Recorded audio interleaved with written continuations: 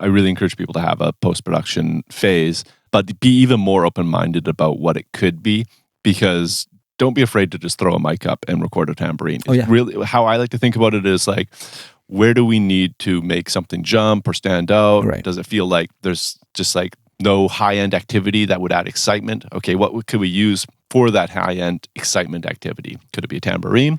Could it be like high octave guitar? Like what could it be to fill that? So don't limit yourself, but have this like production phase where like, all right, we just want to add some polish, and then be open-minded about it being anything. This is the Self-Recording Band Podcast, the show where we help you make exciting records on your own, wherever you are, DIY style. Let's go. Hello and welcome to the Self-Recording Band Podcast. I'm your host, Benedict Hein.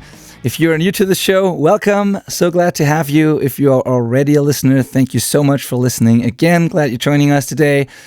Today, we're going to continue our little Back to Basics series. And we stopped halfway through this episode, actually, last time. So this is, I think, part 3 of the entire series and part 2 of what we started last week. So the topic is the music production process, start to finish. Because if you've never been to a professional studio before, to go through the entire process, without compromise, then you probably don't know all the steps involved and everything that's necessary to get a great result at the end. And yeah, many self-recording artists are just, self-sabotaging and cutting corners and skipping important steps without even knowing.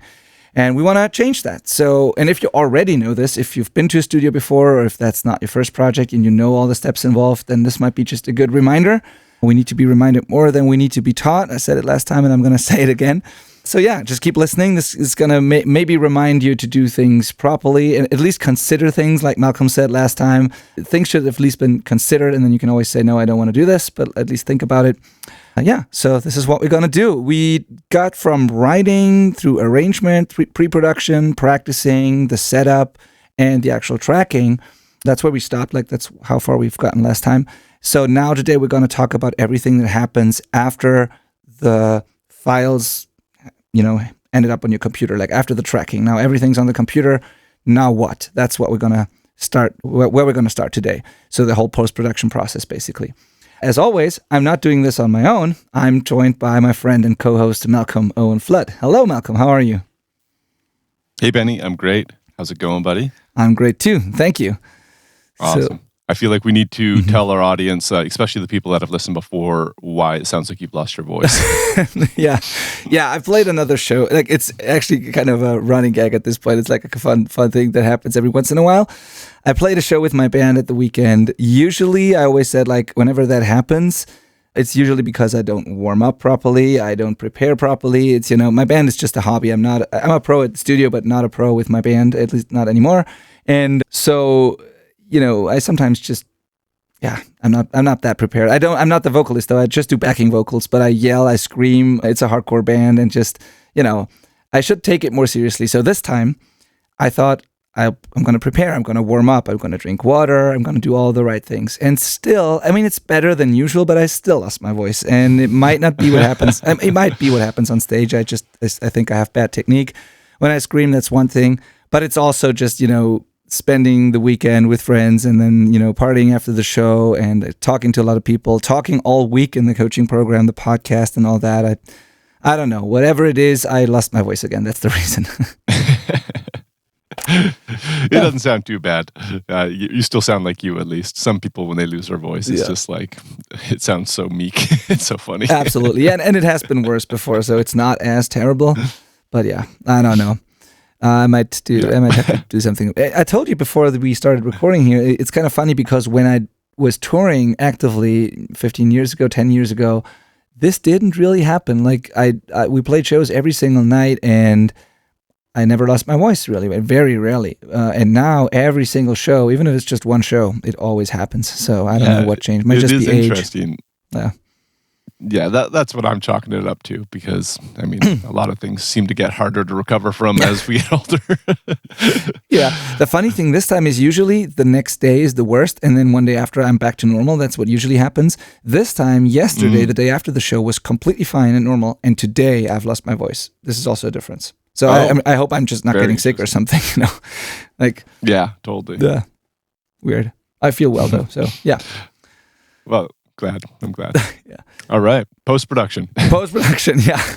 So files are in the computer. We've tracked everything. We've done all the steps. You've prepared well. This means your recordings also sound good. You've played it well. Yeah, you've captured great sounding recordings.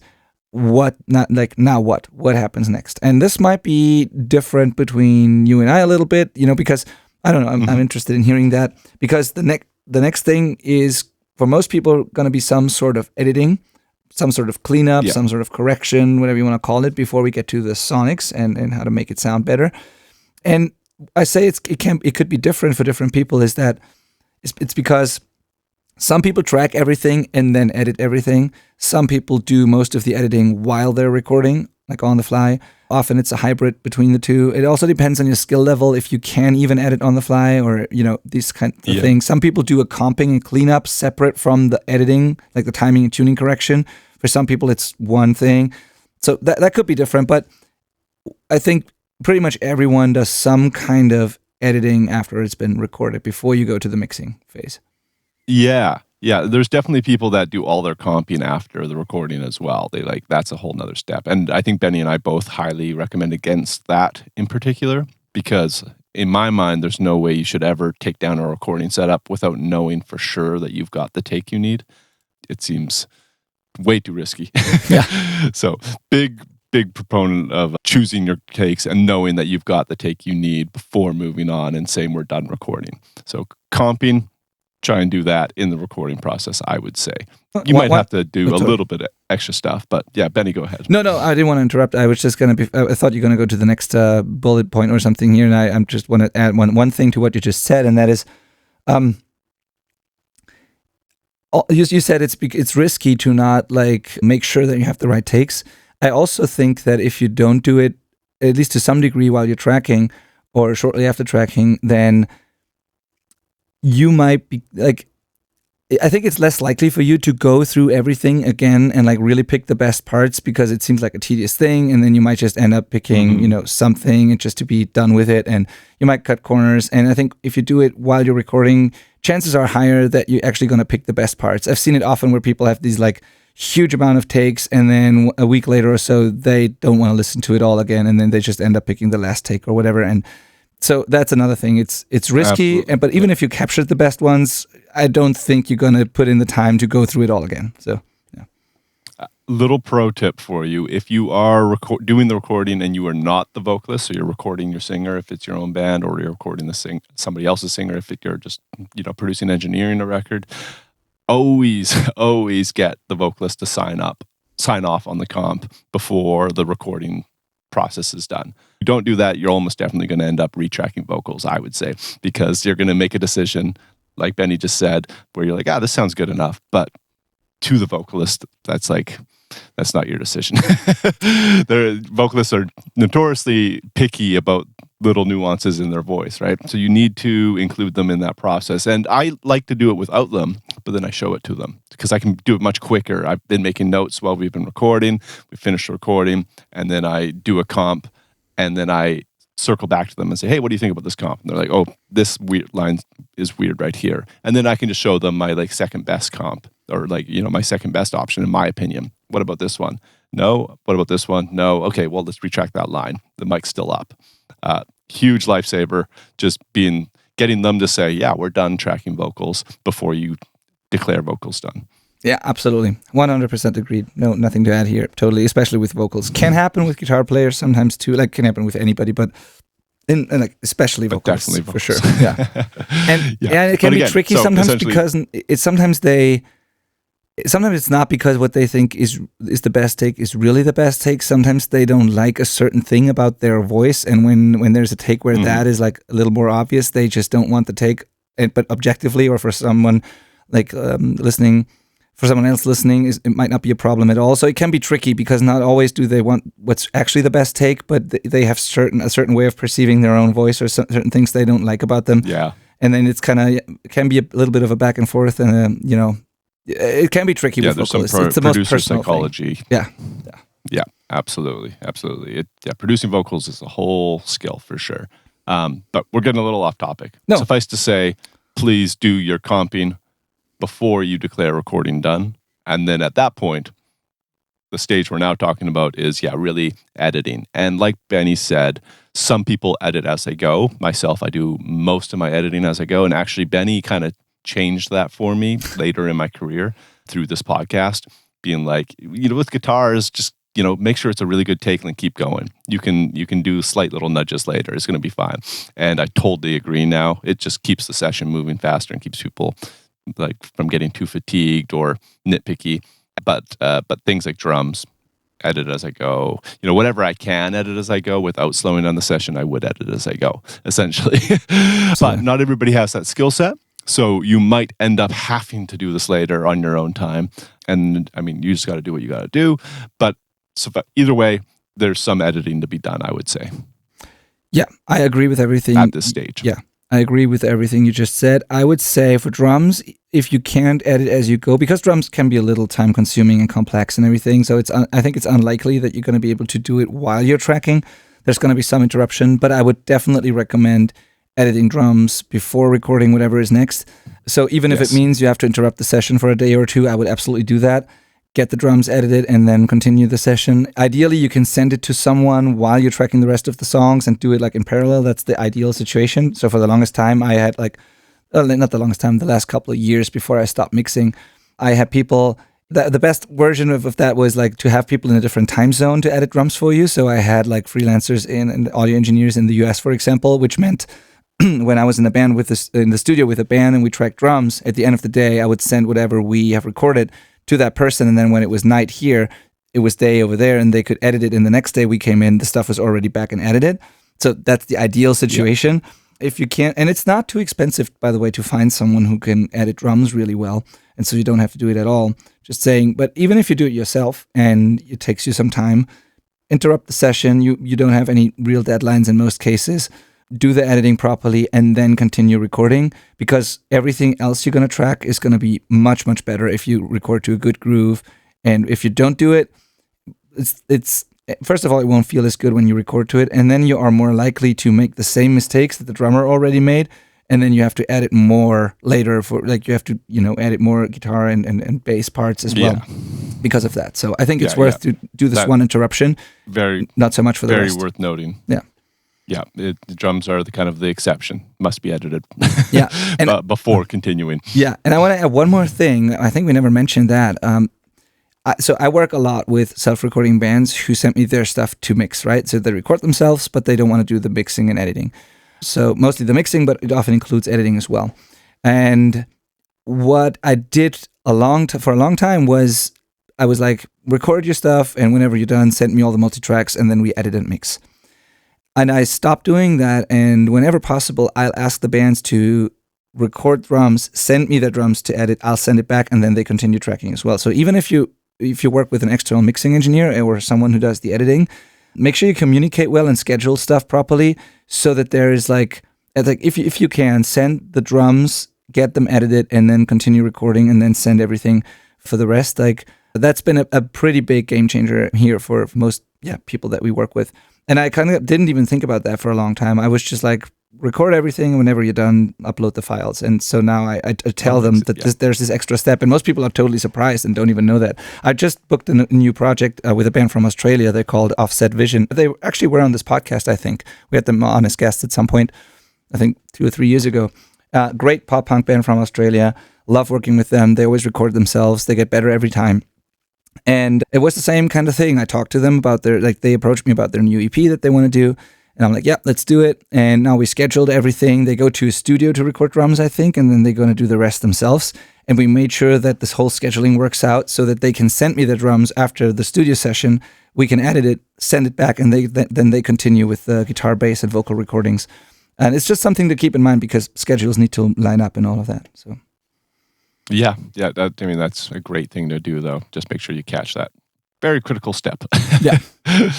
So you finish recording. You are now in this editing phase. This is a really good thing to outsource if you don't know how to do it, because it does need to happen. So what we're talking about, a lot of this is what started this series of podcasts was kind of DIY doesn't work. Yeah. And that by that we mean that DIY needs help to work Yeah. because nobody is a master of everything. So it is about identifying what you can and can't do to the degree of quality that you're after. And editing could very well be that. Drum editing is likely that, actually, unless you've had somebody teach you how to do it or you've spent a lot of time learning how to do it. It just is a little bit more complicated than something like nudging around a bass guitar track. It's just harder. And there's more ways to accidentally mangle your drums by, like using time stretching without understanding the different algorithms that make those sound good or bad, or not knowing that you can slip edit them. So if all of that sounded really confusing the last 3 seconds, you should consider hiring an editor probably. And I do want to say, if you're like, well, where would I find one? The Self-Recording Band Facebook group is probably a really great place to post that you're looking for somebody to edit your stuff. I bet there's some great people in that community that would reach out to you.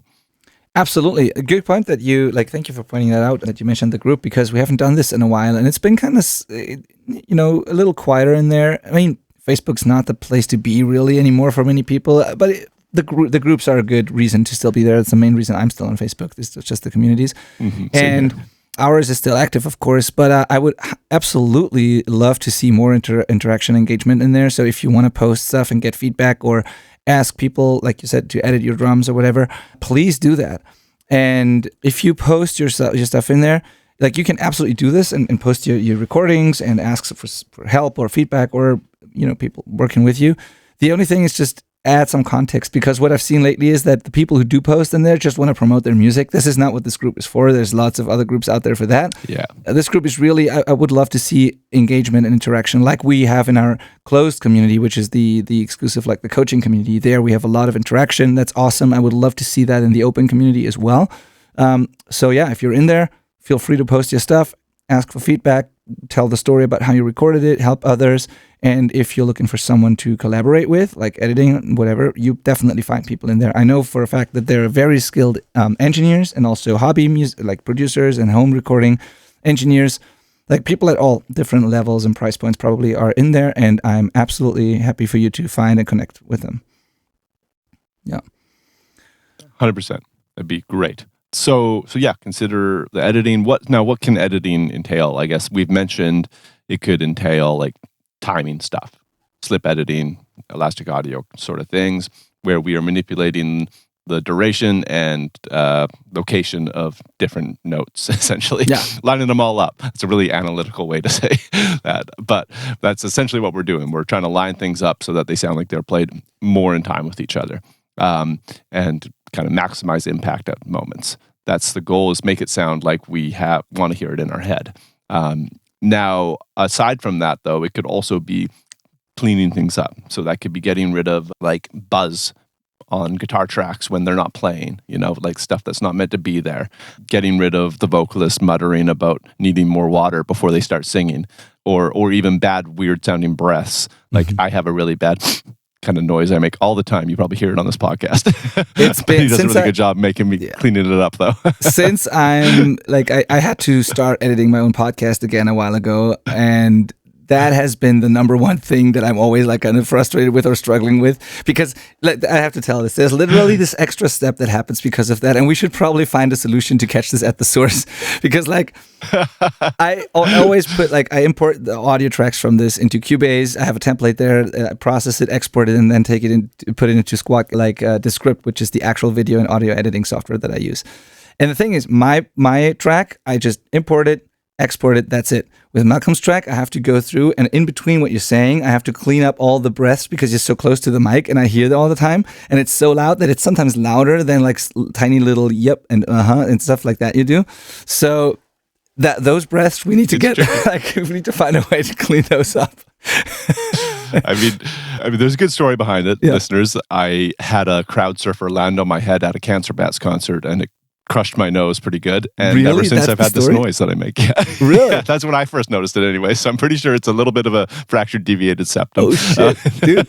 No, but what I actually think it is, I that might be the case though, but it's not so much that it's louder than compared to other people or whatever. I think it's because I'm you're so close to the mic and it's pointing right at your nose as well, that I think it's also I assure you it's not, because my YouTube videos is shotgun mic like 12 inches away. And it's the same It's thing? the same problem. Oh, really? Yeah. Oh, wow. Like, even in between what you're saying? Like, Yeah, it's just this little like sneak air in through my nose and it sounds loud. The listeners are like, what the hell? Okay, maybe I hope we're talking about the same thing, because when you're talking or while you're talking, like there's nothing at all that bothers me about it. I don't even notice anything. It's just like in between that your breaths are louder than mine. But like, yeah, maybe that's it. I didn't know that story, man. That makes it way cooler though. I know exactly. It's the bane of my existence too, Benny. Any AI dialogue software developers out there, we need a deep breath plugin. It doesn't exist. I've looked all over for it. They have the best noise removal, the best noise enhancement AI plugins, but one that can identify just breaths doesn't exist yet, and I need it so bad. That's a good point. Yeah, I bet you're not the only one. Man, so like, yeah. Totally. But also, I have to say, I would probably have never noticed it if, like, I noticed it when Wayne, our previous podcast editor, like pointed it out to me, and we've done 100 or so episodes before that already without any problem. And then he pointed it out, and since then I can't unhear it. Like that's the thing. We've just pointed it out to our entire audience. Yes, so. You're welcome. No, but it's not something that I think is audible or bothers me at all while you're talking. I just thought it's literally just in between when I talk and you're listening and you're just breathing like a normal person. You're just close to the mic when you're breathing, and so that's why I have to cut it out. That's what I assumed it is, because if I'm listening and my nose is like next to the mic and not right there, so I thought that would be the issue. I don't know. Yeah. We'll watch my latest YouTube video. By the way, I'm going to shamelessly plug that. Just did a video with Cornef Audio, who we've had on the podcast. Great guys, and super stoked that we partnered for a video. Check it out. It's under my name. Sure. Yeah, absolutely. But check out Malcolm's channel in general. Like, Malcolm is, especially if you're a Pro Tools user, I think. But in general, I think it's a great channel, and the fact that you're collaborating with Cornef I'm really excited about that. That's awesome. Yeah, super fun. Love those. Love their plugins. Cool. Perfect. So yeah, we've talked about timing. We've talked about cleaning up noises that aren't meant to be there or are just straight up undesirable. There could be some comping. I know we said do all your comping, but every once in a while you spot something, you're like, we missed that. Got to go looking for another take. So you might have to do that a little bit. It might mean copying and pasting. So maybe you recorded the pre-chorus separately, but then you realize that the first one's just better. Just use the first one on all of the pre-choruses. Copy them around. That can happen. That's kind of like a more thorough comping move. What else could there be? Oh, there could be tuning. Tuning's a big one. Yeah, absolutely. So, okay, yeah, let's continue with that. I'm going to save that for later, but I have a thought. But so tuning for sure. Tuning can include, obviously, vocals, can also include like stuff like bass guitar, for example. Certain instruments can be tuned after the fact, others not so much. Although it's pretty fascinating what you can do with Melodyne, I have to say. Like Thomas and I have been refining our workflow there, and we found some pretty incredible things that you can do. Like you can copy a note out of a single note that's included in a guitar chord, and then paste it into another guitar chord and correct like an out of tune chord and stuff like that, which is pretty crazy. So yeah. That's pretty rad. Yeah. But I'd say in general, it's monophonic stuff that you can tune after the fact. So vocals, bass, stuff like that. So that can be a part of it. Okay, so while we're at the tuning thing, I think I have to say what I wanted to say. And this is, and I keep saying that every time we talk about it, it's not that every single thing has to be tuned and corrected to perfection. That's not what you want to do. If it's good, it's good, and you don't need to touch it. But most performances need a little help here and there. And the real skill is to be able to make the decision of like, is this good enough or not? And like, how much correction does it need? And to just get it to feel right, whatever that means. It's not that you look at the analyzing thing or whatever and get every note to be perfect. It's, you got to develop the skill to listen and to like, make a decision. Does it feel great?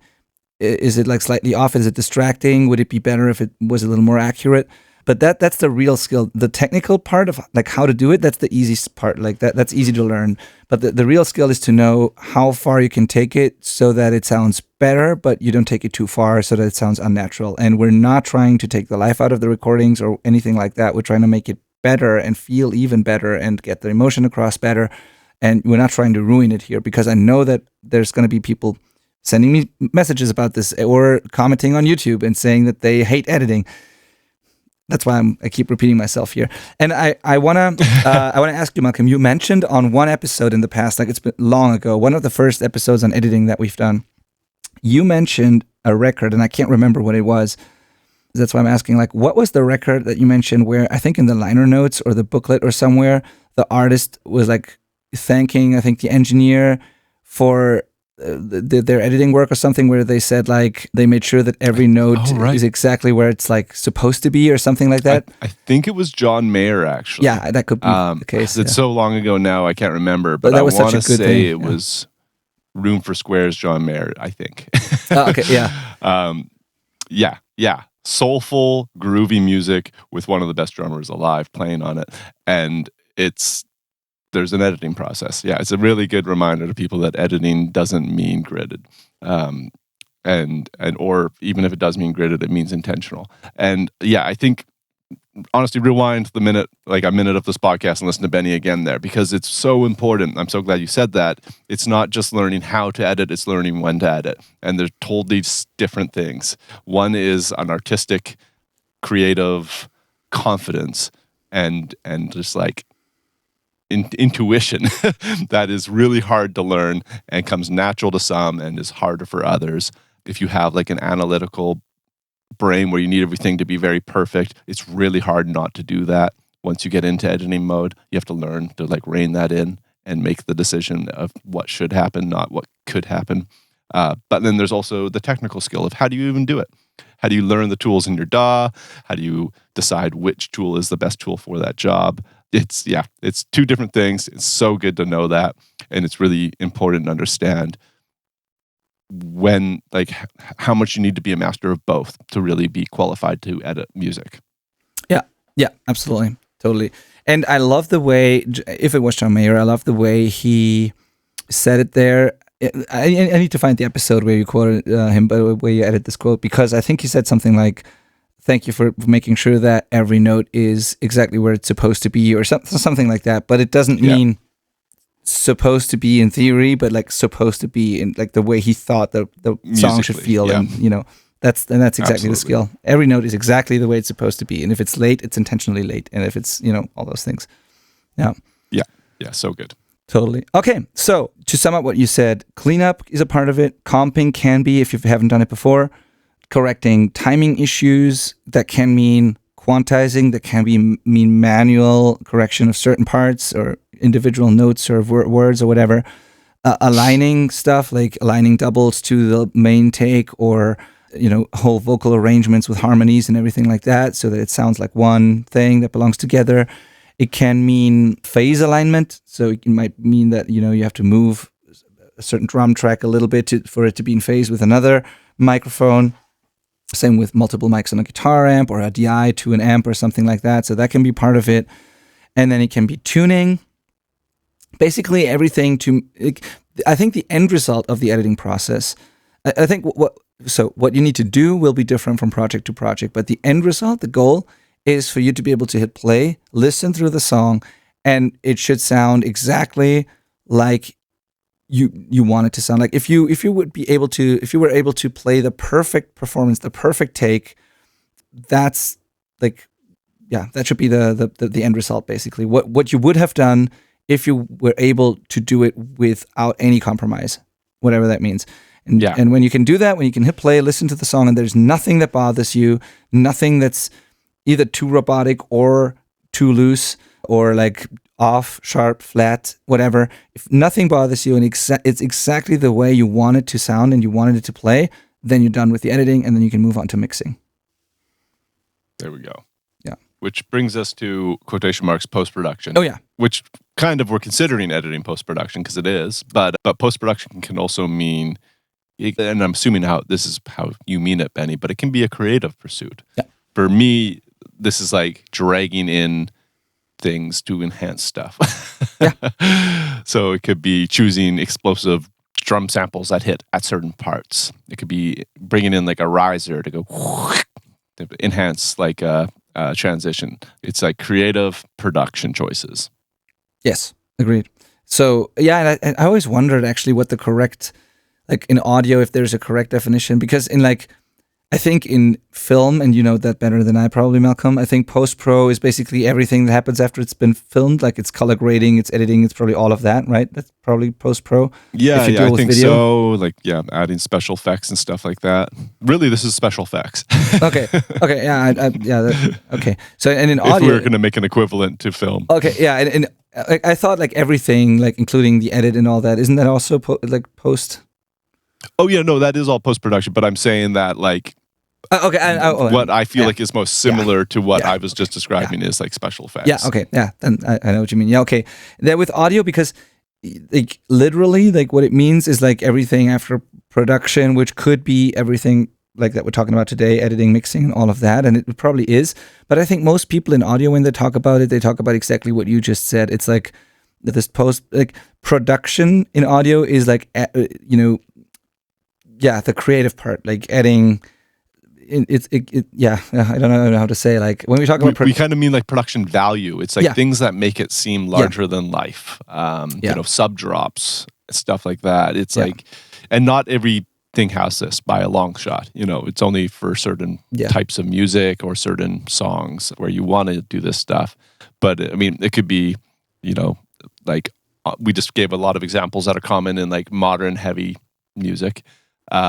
But like for soft folky stuff, you know, like Xavier Rudd, there's one of my favorite Xavier Rudd albums has just like bird sounds on every song, just so many bird sounds. And that's, you know, that's like its version of dragging in like ambiences for the music. Yeah. That could be a post-production move for sure. It could be adding in like some people like to sample movies as transitions and stuff like that. Or like have cameos put into the songs from other songs or again films and stuff like that. It's all post production. Yeah, absolutely. I think this applies more to anything band or like anything including real instruments and real recordings. Because if you're making purely electronic music, you're probably going to do all of that while you're producing. Anyways, it's happening in the computer. You're using whatever samples you want, and you just produce the song. But if you track an actual band or yourself with the acoustic guitar, whatever it is, and then the tracking's done, and then you add things after the fact inside the computer, that's where this extra post-production step happens usually. So I think it's more relevant for like the rock or like band kind of music. Common examples are a metal band adding sub drops and like, you know, like you said, risers, that kind of thing. But it can be really everything, like you said, movie samples, all of that. Yeah, it's just a separate step that usually happens after tracking. I really encourage people to have a post-production phase, but be even more open-minded about what it could be, because don't be afraid to just throw a mic up and record a tambourine. Really, how I like to think about it is like, where do we need to make something jump or stand out? Right. Does it feel like there's just like no high-end activity that would add excitement? Okay, what could we use for that high-end excitement activity? Could it be a tambourine? Could it be like high octave guitar with a tremolo plug-in? You're like, what could it be to fill that? So don't limit yourself, but have this like production phase where like, all right, we just want to add some polish, and then be open-minded about it being anything. Yeah, that's a way better definition actually. Yeah, way better way to think about it. So I think we could say like there are certain things where you already know from the beginning, these are the things that we definitely need to record. These are the parts that, you know, that's clear. You record that, and then you could be done, but you're not. Like you record everything that's absolutely necessary, everything's done, and then you do this extra step of like refining that and adding the final, you know, details. You listen to it together, and you're like, how could we improve this? How could we make the transitions better? How can we do like exactly what you just said? It's this final extra step that gives it the final, you know, 2% or something. That's a better way to think about it. Whatever that is, it could be in the computer, it could be an actual recording, but you're adding stuff, although you're already technically done with it, and then you just go the extra mile. Yeah, I would say that all of the ideas that happen in post-production weren't there originally. You know, it's like the song's already been recorded how you imagined and planned and did pre-production for. Now it's, do we have any new ideas that are worth exploring? 100%. Yeah, love it. Cool. Post-pro, and that's also an area where if you don't even know how to start, maybe you know, you have never done that before, you don't know what you could do, you know, because the skill is not just the technical. Again, the technical part is easy, but like how to actually, if you've never used, any of these kind of samples and effects and all, it can be quite overwhelming to even find those and to know, like how, basically, and so, or what to do even. So if that's you, if you've never done that, that's a great opportunity, again, to get help and hire someone to do that. There are specialists out there who do that for all kinds of projects, also on the bigger projects. There are literally like people who program synth stuff and sub bass, lines that get added to the actual bass part or whatever, or these risers and drops and all that. There's people, the specialists who only do that or do that very well. And if you hire someone like that, they will come up with ideas that you haven't even thought of, that you've it's not that it's very hard to do technically, but you might not even be able to come up with good ideas. And someone who's doing that all the time, they might be able to take the song to a whole new level because they hear it differently than you do, and they know exactly what they can do to enhance it, and they do things that you would have never came up with. And so this, at least doing it once or twice to just get to know what it can sound like and to get ideas for your other projects, I think is a very good idea. Not too expensive and definitely worth doing, even if it's just for the learning experience. You will learn so much from that.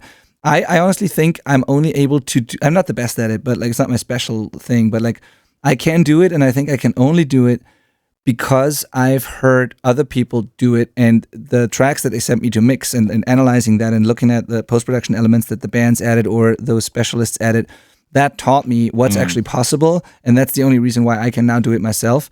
If I had never seen these sessions and these things that other people added, I would not be able to do it.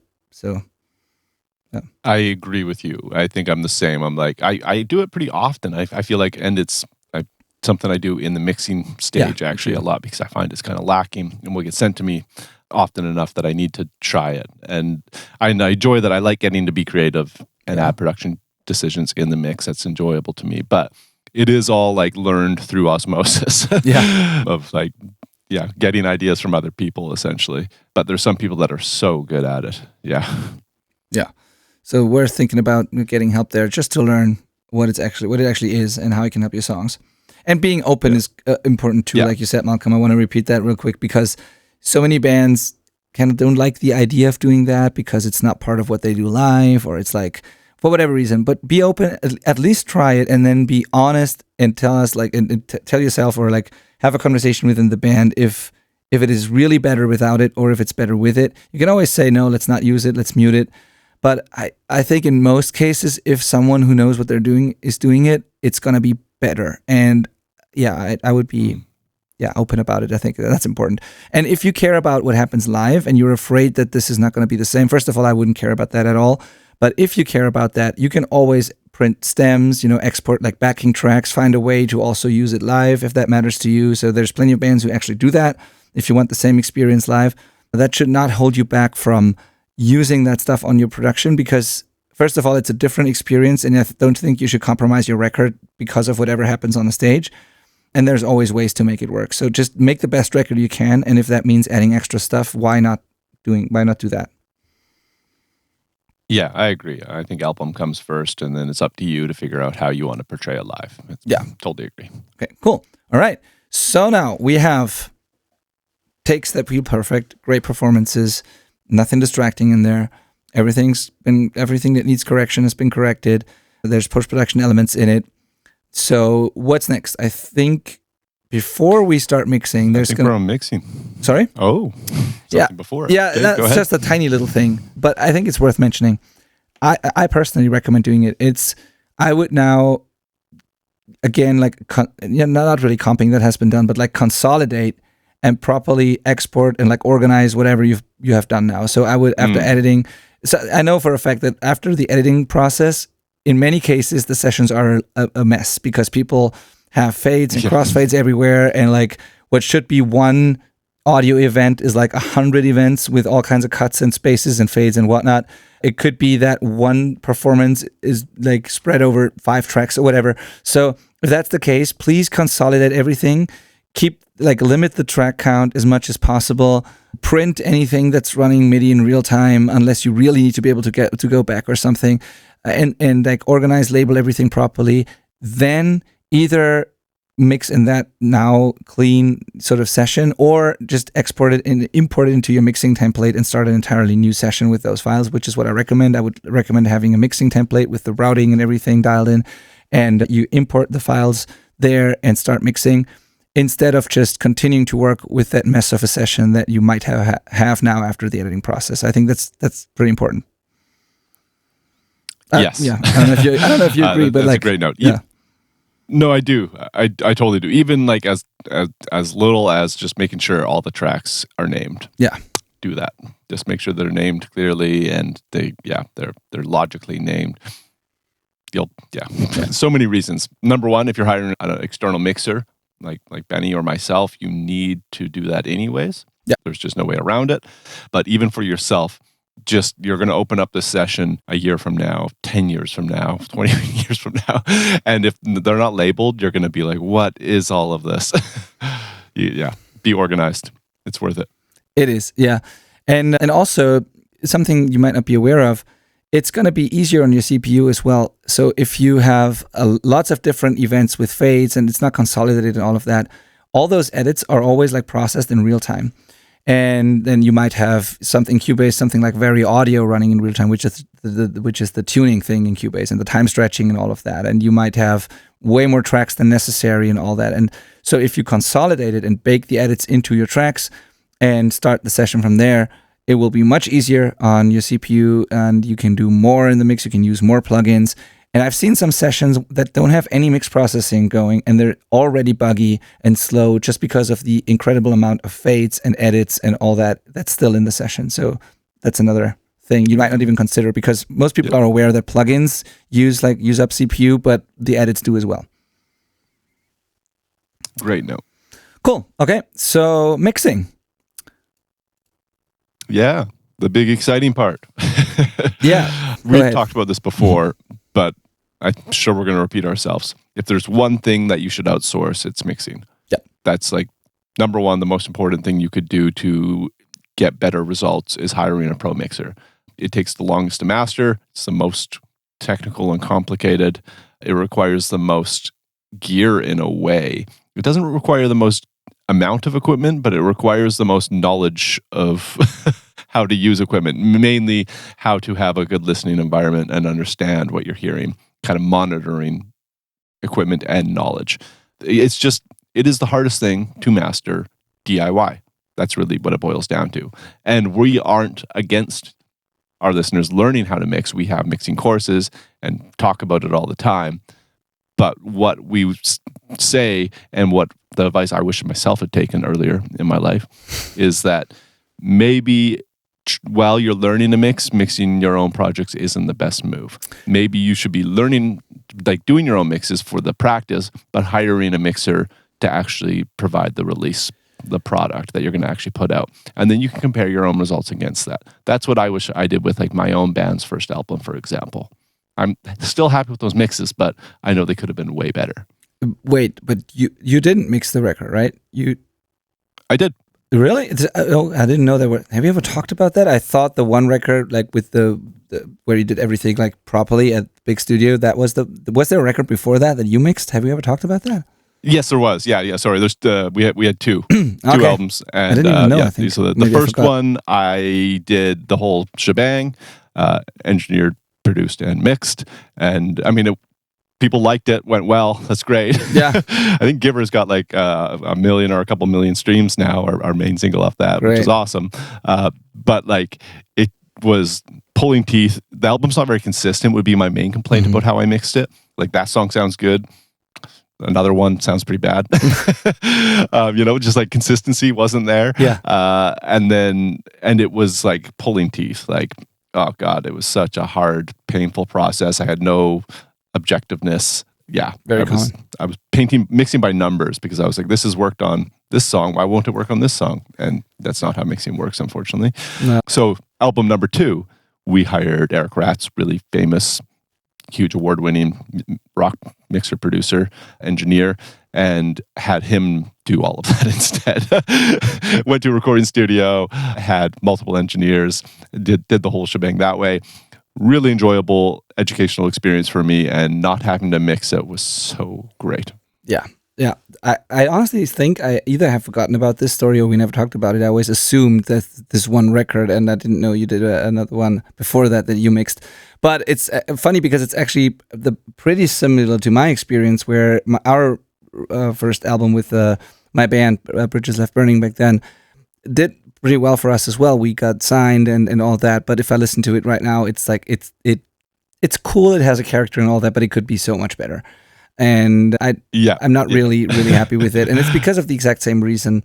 I should have hired someone, learn from that, and maybe, mix it at the same time and like try to, whatever. But like, yeah, the same thing you just said. So we've made that mistake. And I really think as long as you can't beat the professional mix, you should probably hire people. And then you can always, mix it yourself too, compare. And once you get to the point where you like your own mix better, then you can start mixing it yourself. Unless it's more about the process for you than it is about the result. That's always something I want to add. If like the end result is the most important thing, definitely hire someone. If you don't care as much about the end result and you just want to do it yourself and you super proud of it, even though it doesn't sound that great, awesome. Keep doing what you're doing. That's great. Different goals. Yes. Yeah. That's a great point. I do want to quickly shout out, in case somebody wants to hear what I'm talking about, my band was called Band of Rascals. And the album with the rabbit on the front, I mixed. And the album with the car on the front, I did not mix. So the rabbit on the front was the first one. So you can check that out and kind of hear the difference. And I might have just said I mastered it, but I definitely did not master it. I don't know if I said that or not. But just to clarify, we hired an external masterer. And again, we're getting to that, but I'm really glad I did that as well, especially with me mixing it. Yeah, same here. Back then, I wouldn't have done a great job at mastering it for sure. So we did the same thing. Yeah. I didn't even know what it was when I mixed that album. Yeah, for me, it was 12, 13 years ago or so.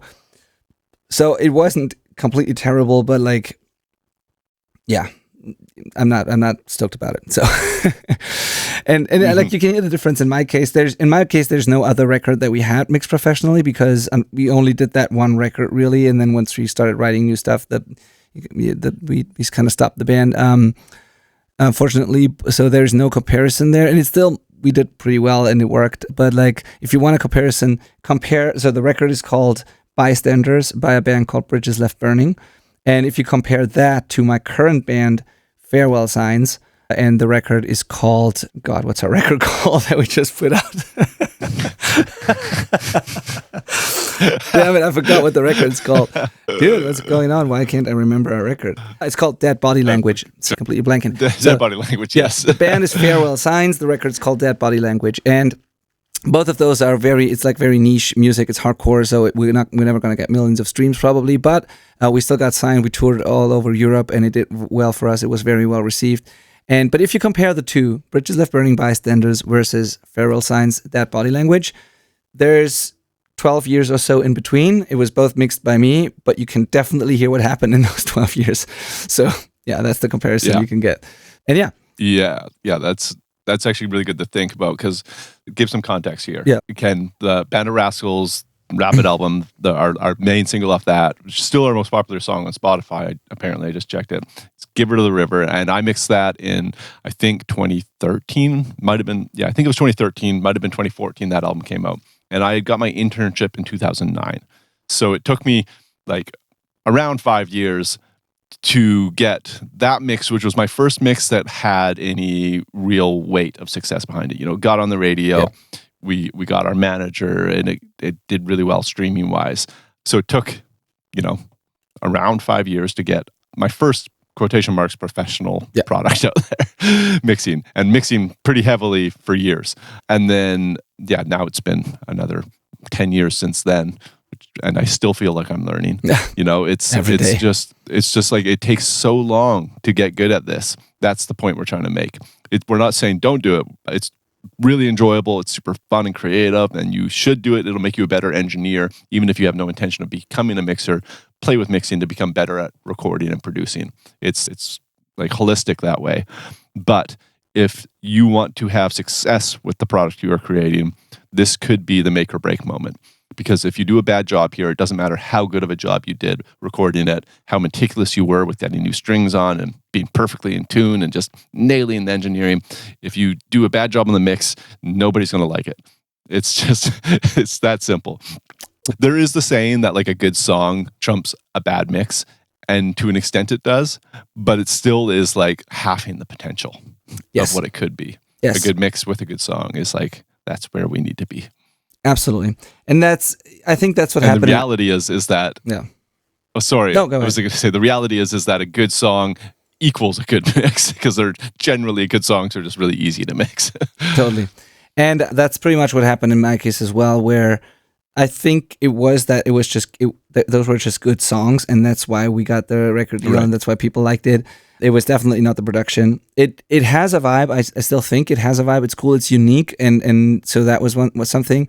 But we could have done way more with this record, honestly, if someone else had mixed it. So we definitely self-sabotaged. We also had zero budget, to be fair. So and like that was one thing, but still we should have made it work, and we could have made it work. So that was just a collective decision that was not the best. I don't regret it. It's always going well, and we wouldn't have been able to do any more shows or whatever anyways, but still could have been better. And it also took me, I think in my case, it was like 3 years or so. I was starting also 2008, 9 or so. So 3 or 4 years into it, I was able to make that record, and it worked. But again, I was still not at a point where I'm really confident like I'm now. So yeah, just takes a while. And also I was learning completely in isolation. I didn't have an internship or anything like that. I was just on my own with books and DVDs and magazines and early YouTube, basically. So it took even longer in my case. I had no guidance whatsoever. But yeah. And another fun, interesting difference between the two, which makes it even more clear, is if you compare our two records, like with those two bands, the first one, we tracked it at my studio back then. I just had started my studio, and I had proper microphones and equipment and in a good room and all of that. And we did it all together, and I produced everything. And still it sounds worse than the new one. And the new one, we didn't do that at a studio. Like the new record, the current one of my band now, has been tracked by all the individual band members at their homes with no clue what they're doing. Like they just asked me for advice. I helped them set things up. But like the drums have been recorded at the drummer's place, at our jam space. The guitars have been recorded DI to a small interface at like our guitar player's home. The vocals have been recorded in a different jam space by our vocalist. And then everything came here to me, and then I mixed it. So it was a complete DIY production with minimum gear, like very cheap gear. People recorded it who didn't know what they were doing, and it still sounds way better than what I was doing at the studio 12 years ago. So I love that your own band is like the poster child of your coaching program. Yeah, that's so good. It really is. Yeah, it's like you really put your money where your mouth is on that. Totally. Yeah, totally. And that's a really good case study, because I do really think it sounds really great. And we also found like 2 labels who did like a vinyl record with us, and it works well. People love it, and so yeah, it's a good case study. It worked. Yeah. Yeah, that's so awesome. That's so awesome. We did want to. Like part of this, the reason we wanted to have this series is to highlight processes and steps that people maybe don't even know exist. Yeah. And I think mixing is really worth maybe going deep and just mentioning a couple, because mixing sounds like, oh, you get all the tracks and you just get to work mixing it, right? Yeah. But often there's editing to be done. Often there's missing tracks, or like the snare drum just is like half the length it's meant to be, or doesn't line up with the rest of the drum tracks, and you have to manage that stuff. So there's this whole communication and checking process you have to do. Yep. There is the revision process. So unless you are the only person in your project, you have to share your mix with everybody that has a stake in it and get their opinion on it. How fun does that sound? You get to work your ass off and then ask everybody what they think after you've done that. Yep. And newsflash, they're going to have notes. And then you have to find out how to organize and then accomplish those, and then send it all back and find a good medium of uploading and doing that efficiently. It's joyous. Yeah. Yeah. I think honestly, that little part here with the feedback is the one thing that took me the longest to like learn and be able to accept. And it's still not easy for me, but like that is if you mix a song and you make it the best you can be in your opinion, and you finish it, there's nothing you want to change, you absolutely love it, and you send it out to a band, and then the band comes back and basically their notes say, that's a good first draft, now let's make it really good. And like they have this list of notes, and you're like, that's not a draft, that's like a really, really great mix. That's like, you know, it can be painful sometimes.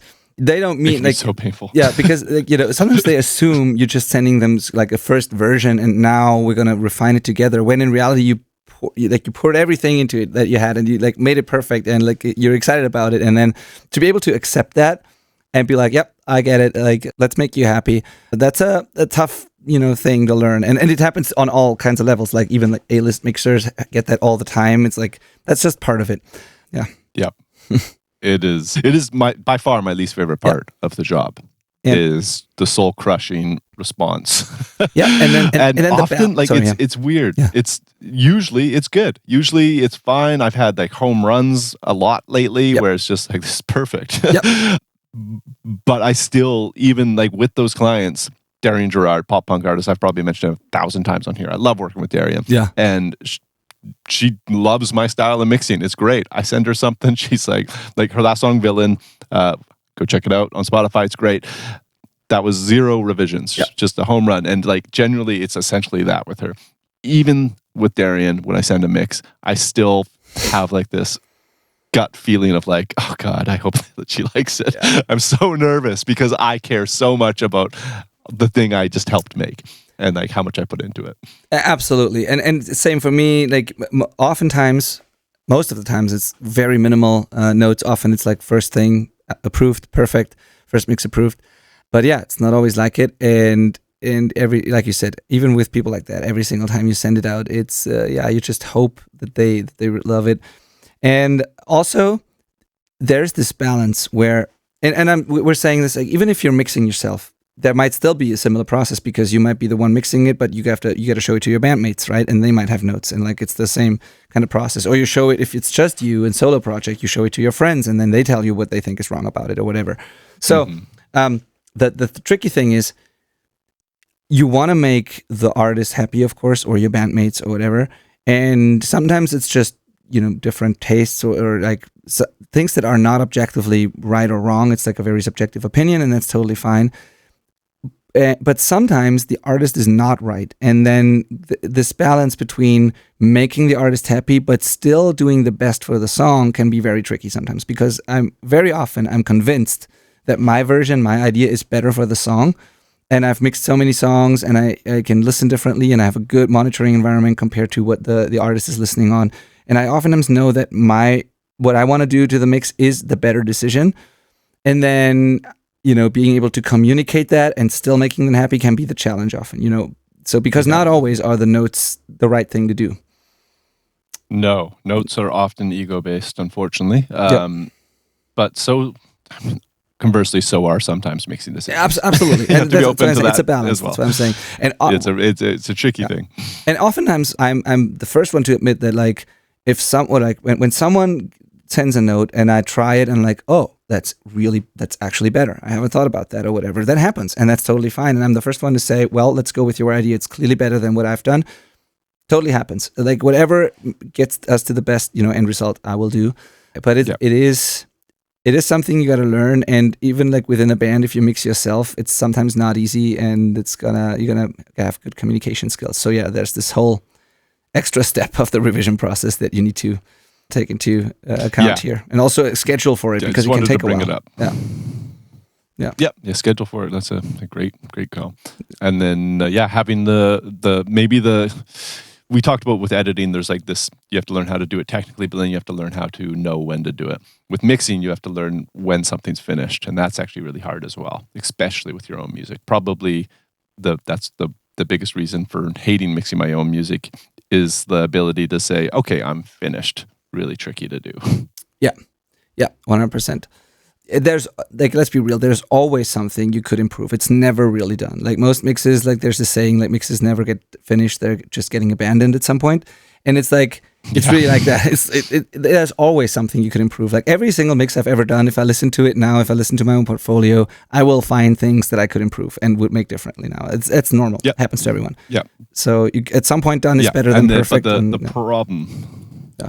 Yeah, the problem is that while you're in the process, there's always something you think would make it better. Okay. Good but at a certain point, you're actually just making it different, not better. And it takes time and a distance to then be able to actually come back and be like, oh, I could actually improve this. And generally, you don't have that kind of time. You can't give a year break to come back and then check on a mix.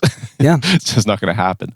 So it's something you learn to be like, all right, I think I'm really happy with this. Yeah, the vocal could arguably be brighter, but maybe that's just because my ears are tired. You know, you like start learning your kind of faults. Yeah. And also, you might just not be good enough yet to make it better. That's just normal. I mean, it's a good thing that after a year, hopefully a year from now, you listen to your mix and be like, oh, I could do so much better now, because that means you got better. You made progress. Yes. It would be actually very weird to be like, well, it's still exactly what I would do. Usually you learn stuff in between, and that's fine. And currently, it might be that you're not, you might not be able to know, you might not know what it is. You can't put your finger on it. There's something you would want to make different, but you just can't because you're not there yet. And then you got to be okay with what you can do now and just get it out there or hire someone. But especially if you're starting out and you don't have the years and years of experience, you can't expect to get a top-notch, absolutely pro result at your current skill level. That's just not going to happen. So you got to do the best you can. Don't cut corners. Do everything try every single thing if you have the time. But at some point, you got to admit that this is all you can do now. This is the best you can do at the moment. And if that makes you happy, put it out there. If not, hire someone. But yeah, one of the two. Because otherwise, it might never be released because you don't know how to finish it, but you also don't want to hire someone and you're not happy with it. And then you just don't do anything with it. And it's just, never gets released. Yeah. Yeah. And that's the worst case scenario, really, isn't it? Yeah, totally. Okay, so sorry. You mix it? So what did you say? Well, I was just going to transition into mastering. Absolutely. Are we there? We are there. I wanted to say, since this is the Back to Basics series, and probably people listen to this who are at the beginning, I think we should start with saying that there's a difference between mixing and mastering, that they're not the same, because this might sound obvious to many people. But I know that it wasn't obvious to me in the beginning, and I know that I get questions like this all the time, or that people just mix up the two terms. People will ask for a mastering quote, and then on the call I figure out that they actually need mixing, just because they don't know. And it's totally fine. But just let's clarify: mastering is a different process; it's not the same. Yeah, mixing, taking all of the individual files and making a single file. Mastering, working with that single file. So hopefully that helps. And actually, good thing you said that, Benny, that this is like the Back to the Basics series, but this has been we've gone deep on certain things here. If you are kind of blown away by how many different little steps there is in this, Benny's coaching calls, that's exactly where you should head and try and find out if he's a good fit for you. I'm sure there's a link in the description of this podcast. You can book a free call with him, find out if you're a good fit for that program. So just be aware of that. It's out there. But yeah, mastering. Should you master your own music? This has changed a little bit, actually. I think in general, no is the answer that I would give and most people would give. But Benny, I'll let you speak to this a little bit because you have some experience with Jay Moss's master program and stuff like that is getting better. So it seems like nowadays you could feasibly get a good result without knowing how to master something, which is pretty amazing, actually. Yeah. Okay. So again, I think it depends. It highly depends on the goal. So if your goal is to make something that you are super proud of, that you can show to the world, show your friends, and just be proud of the fact that you've done it, and that makes you happy. It's more of the self-actualization thing. I don't think you need, and people will disagree, but I don't think you necessarily need professional mastering, because you should make it sound as good as you can in the mix, and then just finish it off and make sure that there's that you avoid some technical problems at the end, and make sure it has a certain loudness and it doesn't clip, and just a couple of things. But it's mainly just transferring your mix to the final format and making sure that no major problems occur when it plays back somewhere. So, and that is a more than anything a technical step, and that can be done pretty easily with either simple tools that you use yourself or with something like an AI mastering program. If the goal is that you make a record that because you want to make this your career, it's a serious release, it's on a label, or you want to try to get a label, or it's where the result really matters and it should be as good as possible, then I think you should hire a mastering engineer, because first of all, if it's a good mastering engineer, they will tell you if there's something wrong with the mix. They will, they won't have time probably to give you very detailed feedback, but if something's clearly off, they will let you know, or you can just ask and hopefully they'll let you know. Then it's a final quality control. It's the peace of mind that another human with, professional experience and a good room and a different environment has listened to it and, told you it's ready to be released and creates all the final formats. And, it's just peace of mind and it's ready. So I think for a series release, actual professional mastering, I would definitely recommend that. I would do that.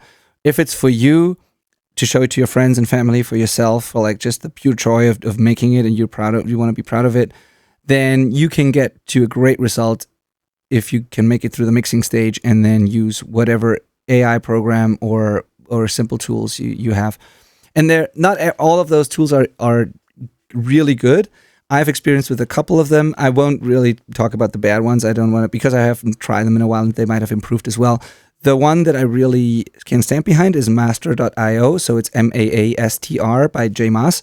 He's been on the podcast before, and master.io is, a mastering software that does a great job and absolutely works. And I've done, the funny thing is, I've done shootouts of my own masters against masters, sent both to clients without letting them know.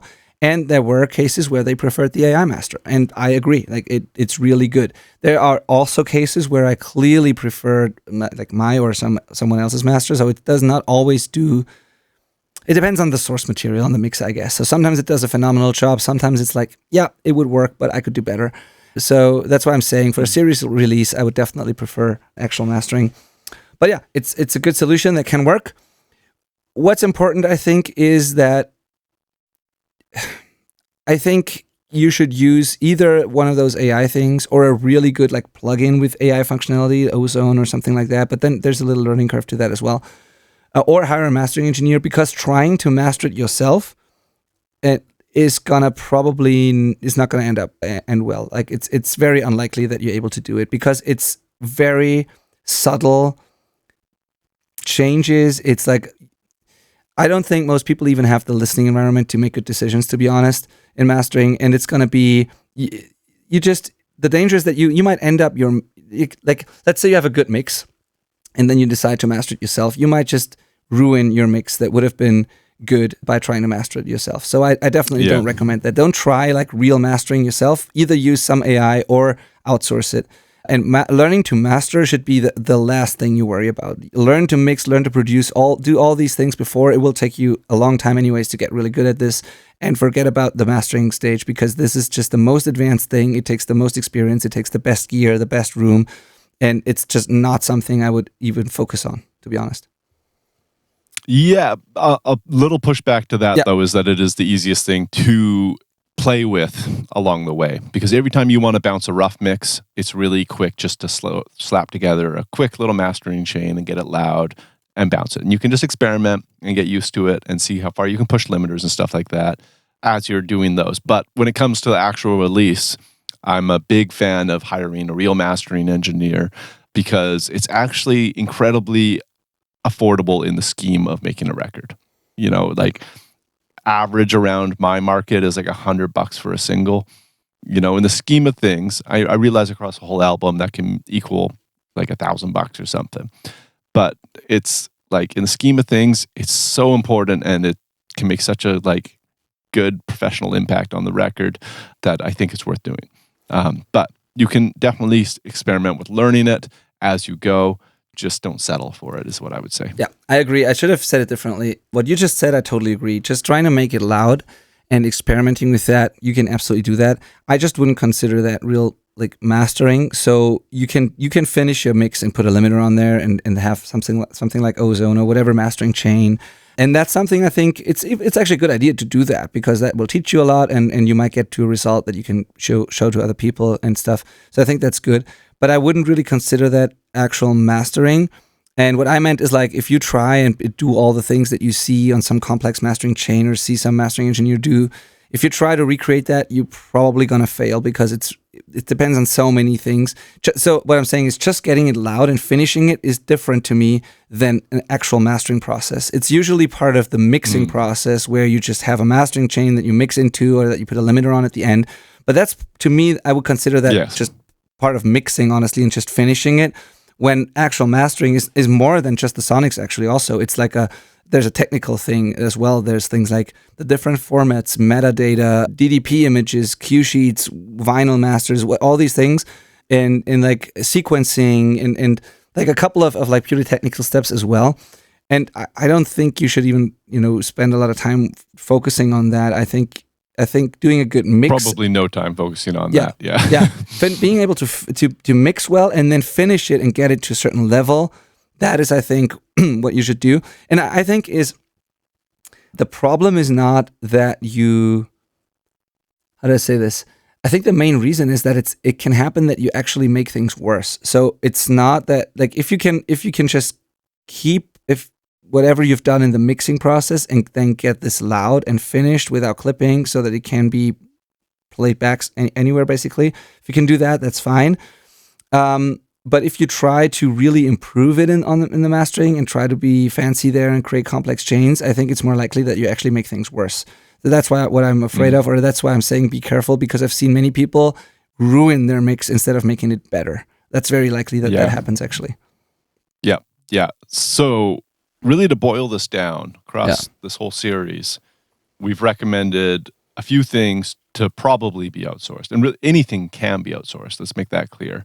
You can do as much DIY as you want, but any of it can be outsourced. And we recommend, I think in priority, at least I won't put words in your mouth, Benny, but the number one thing I would recommend to outsource is mixing, followed by mastering, followed by editing. That would be my top 3 across this whole thing. And then focus all of your resources and skill on engineering and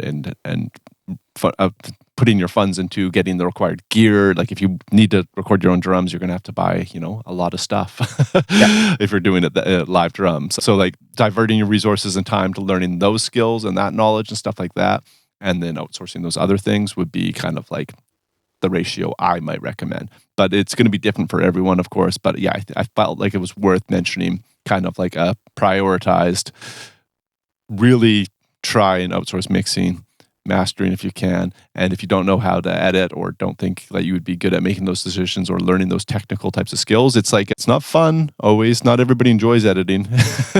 Consider that as well. Totally. I completely agree. It's the same kind of priority list that I would have as well. And if you're wondering what it means to like, what to do if, like you said, outsource mixing first, then mastering. If you hire a mixing engineer, a good one, they'll probably be able to also, send you a mastered version of that mix that you could release. So, you can always hire an external mastering engineer, and often that's the best idea. But even if you say, if you can just do one thing, just outsource mixing, and you still don't have to worry about mastering, because usually, like I said, good mixing engineers can also master their own mix or send you like at least a finished version that you can release. That's just part of modern mixing these days.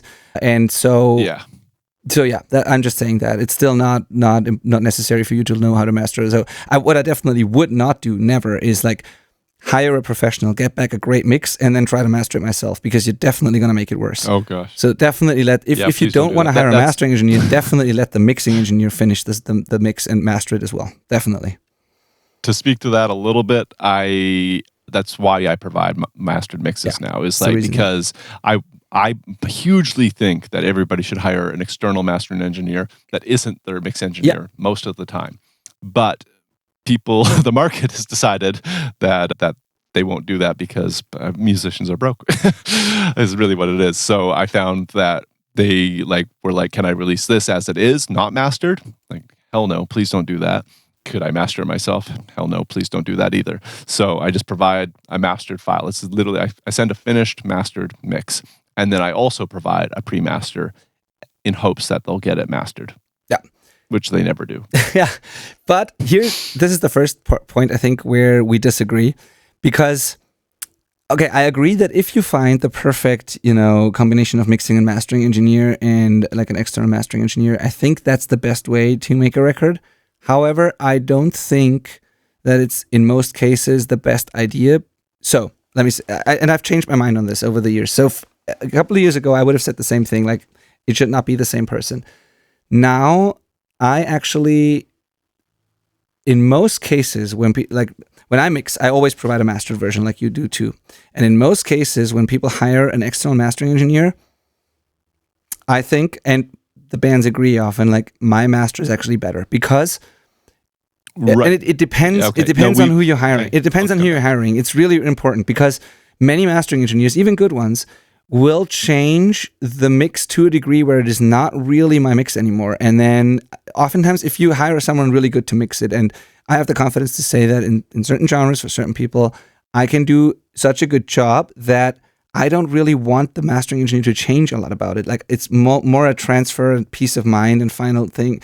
Like if I get a master back that has drastically changed the balances that I've created, I don't want that, and the band doesn't want that either. And it happens often, unfortunately. So in many cases, it's a good idea to have the person mix it and master it. It can be really a good idea, unless you find a really good mastering engineer and ideally a good combination of the two that works well together.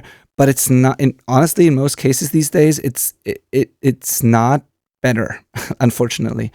No, so, okay, I want to clarify something, and I'm glad you mentioned it because I wouldn't have clarified it otherwise. But I totally agree with you. But I consider even a mastering engineer providing a version that then tells me what I have is the best version. Yeah, like that's that valuable. what I already mastered is the best version is still money well spent. Yeah, Agreed. Like that's pretty much money to like say, yeah, you nailed it. I couldn't get it that good. Nice work. That's it's hard for people to say like, well, I didn't get anything back. It's like, no, you got somebody else taking a swing that didn't reach where we already got it. That pretty much means that we have the best version of the song sitting in our hands already. Hooray. Yeah. And if on the flip side, if they do beat my master, hooray, they made it even better. Yeah. Like it's a win-win, right? Absolutely. Okay. Yeah, totally agreed. And that is valuable in and of itself. Yeah. Yeah, for sure. I'm sure a mastering engineer listening to this will appreciate me saying this, but if you hire a mastering engineer and they send you back the same file and say, I literally changed nothing, that is a good thing. Yes. It's, again, money well spent. Yes. It's not about doing something, it's about calling it finished in a way. Yes. And that's why I said it matters so much who you're hiring, because that is a skill too, and not every mastering engineer has that skill to be able to say, I don't need to change anything. I can just, that's perfect. I just need to do a few technical things and that's it. That's a skill. Yeah. And because, for obvious reasons. And so not everyone is able to do that. So it's very important to pick the right mastering engineer. And and then in that case, it's definitely worth it. I think it's a must these days for mixing engineers to provide a mastered version. And I always provide both. I do as well. Because they have to compare it to other songs that they like. And to be able to do that, you have to hear a mastered version. It's almost not possible to do it otherwise. People are just used to even demos being loud and kind of mastered. That's just people are so used to that. It's, there's no way I would send out a quiet and not mastered version to people. And then, also sometimes my mastering, when I mix myself, it's actually, like I said, part of the mixing. So I kind of mix into whatever chain I use, and the interaction is important. And that's also why it's sometimes so hard to beat my master, because if I send out an unmastered version, I have to make a decision of what do I want to include in that version and what do I want to take off my chain. And sometimes the entire thing falls apart if I take off many plugins. So my unmastered version is actually still pretty mastered. It might not be at the final loudness yet, but it's still going to have some processing on it because that's part of my mix.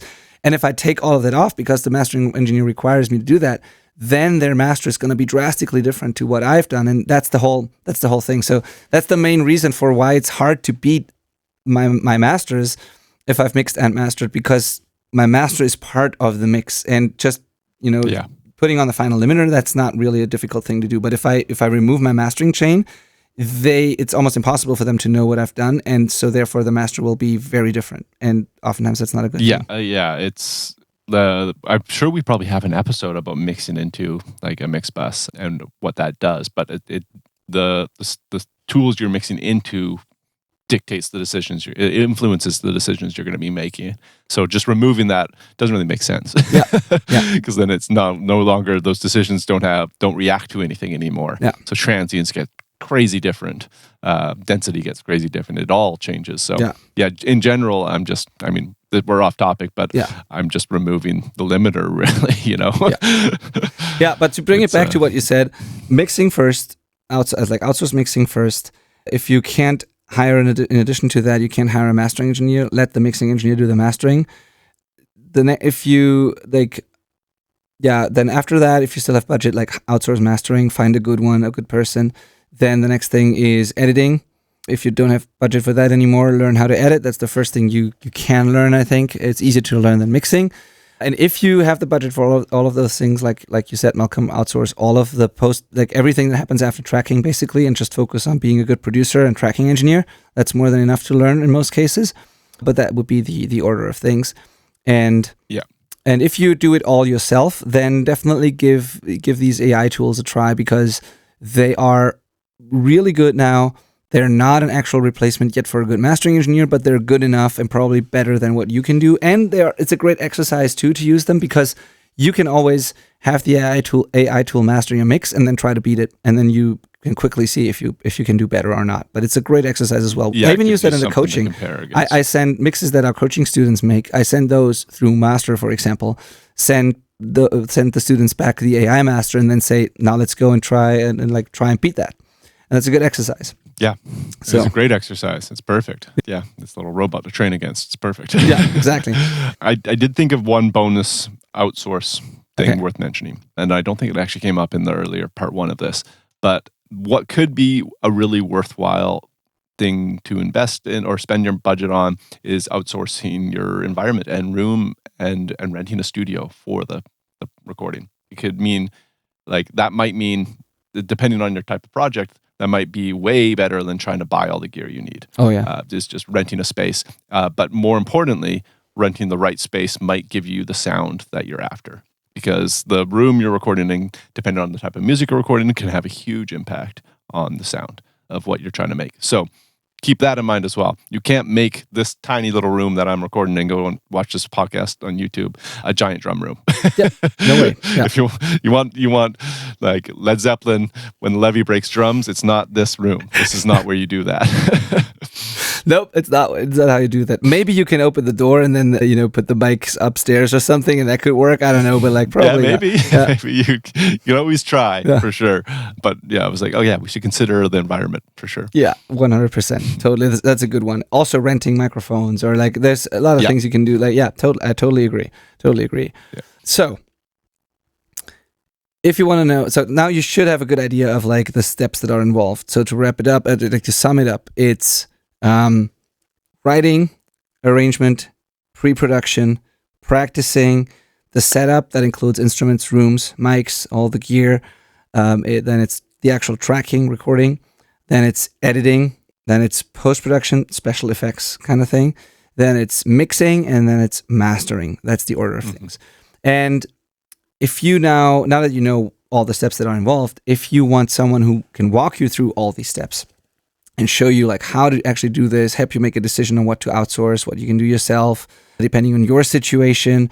And if you want to move one of your songs or entire record through that whole process, start to finish with no compromise and without skipping important things and with the confidence that you're doing things right, then please apply for the coaching program, the Self-Recording Syndicate. So you go to the selfrecordingband.com, fill out a quick application.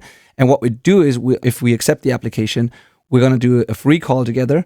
And on that call, we're going to talk about exactly those things. We're going to build a roadmap that looks pretty much like the order of steps that we've outlined on these episodes. We're going to create that roadmap for you, put your actual projects on that roadmap, see what you already have, what is still missing, create a plan for you so you're able to actually finish the project. And then we offer you to collaborate and help you implement all of this. And if it's not a good fit or you don't want the collaboration, you at least you at least know what to do then, what is still missing, what you're already doing good at, and then you can take that plan and implement it yourself if you want. Either way, it's a valuable, great call, and I think you'll definitely walk away with a good plan. And I would be happy and really excited to talk to you about all this. So go to the selfrecordingband.com and apply for the coaching. If you are very good already at some of these steps and you just need additional information on, let's say, mixing. Let's say you can track very well and you want to now dive into mixing, get a better understanding of that. Or if the guitar setup is what's the mystery to you and you're good at all the other things. We also have courses. I don't mention them that often, but maybe you don't think that maybe a full coaching program is not what you want at the moment. You probably don't know, so still book a call and then we'll figure it out. But if you just think you need information on a specific topic, or that's how you would want to start at least, then you can also go to the selfrecordingband.com/courses and just look at our list of courses there. And yeah, get one of those if you want to do that and get started that way. We have a course on tracking, we have courses on mixing, we have courses on guitar setup. And in that case, you don't get any feedback or like my personal guidance, but maybe you just need a few things here and there to fill some knowledge gaps. And maybe then you're ready for coaching because you feel more confident. I'm just saying that I don't mention those courses often enough. Yeah, go grab those. They were fun to make. Absolutely. Cool. Thank you for listening. Thank you, Malcolm, as well, for your time as always. And I think that's it for this little mini-series. Yeah, cool. It was a big one. Yeah, totally. All right. Talk to you next week. Let's see you in the next episode.